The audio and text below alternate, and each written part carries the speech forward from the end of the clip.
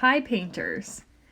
This video is to help you gain some confidence in examining your still life reference photograph for your still life painting.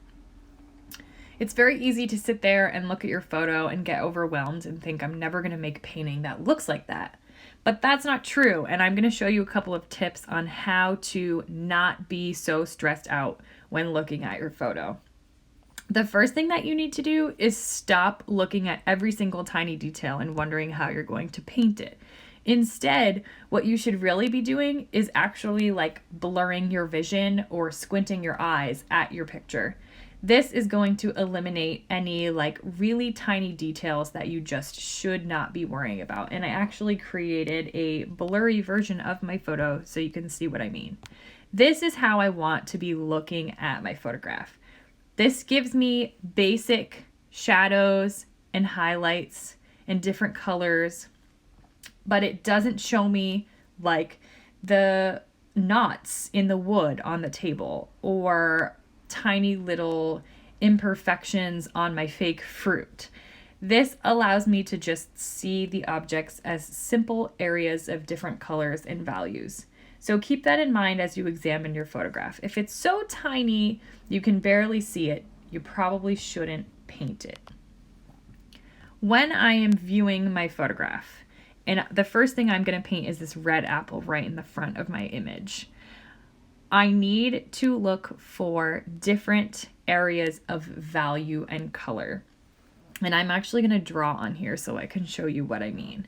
This is a red apple, so all of the colors that I mix for this particular object are going to be different shades and tints of red. When I look at this apple by itself, I know that I've already created a perfected overall shape in my underpainting, so I just have to fill it in. I've filled it in with a base coat of red, and now I need to figure out what I can add to it to make it actually look three-dimensional.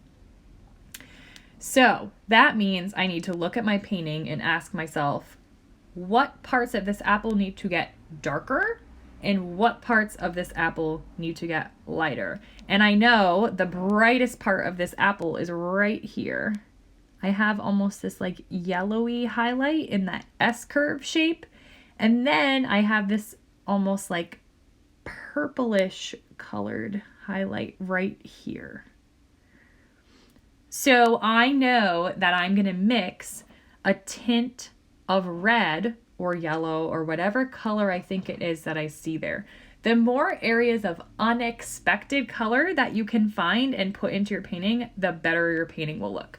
So I would paint that S-curve a yellow color, and then I would paint this highlight. It's a very cool. It's like bluish, purplish in hue. So that's what I'm going to mix for those two areas. I have another highlight here, but notice how this one isn't as bright and prominent as the other two. There's also a really small one here, here, and here. That's where I'm going to use those tints of red that I created. I have a little bit of yellow reflecting from my lemon right there, even here as well. And then I have this reddish orange color in this section of my apple. Now this is easy for me because I've done a lot of painting, but for you this is going to be challenging. So you need to try to find at least 4 or 5 different values of the color in the object you're working on. So far I've already found like 3 or 4 different ones. So I should probably start to look for some shadows. There's a pretty dark shadow right here. There's an even darker one down here.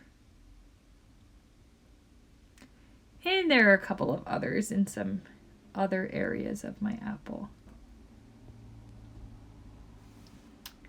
If I can paint all of those different sections with a slightly different tint or shade, that is what is going to start to make my apple look three-dimensional. In order to do this successfully, you need to be able to mix all of these shades and tints before you paint them into this object. So I'm going to take the time to mix all of these colors. That way, when I actually paint inside my apple and try to show these highlights and shadows, all of my paint is wet. you know that acrylic paint dries super fast. So if you're not doing this all really quickly at the same time, you're not going to be able to smoothly blend some of these colors together so that they have smooth, soft, fuzzy edges. Your painting will look like Picasso style, which is not a bad thing, but that's not what we're striving for with this painting. So you want to mix all of these colors first so that when you paint this apple, they are all wet and easily smudgeable.